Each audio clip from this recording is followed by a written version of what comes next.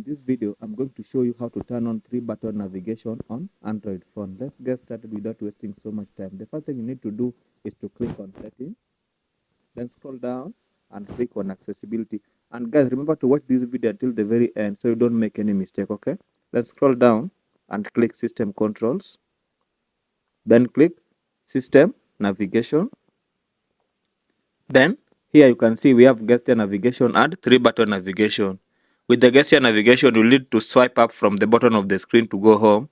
Then in order to switch apps, you swipe from the button and hold then release. But with the 3-button navigation, home and switch apps with button at the bottom of your screen.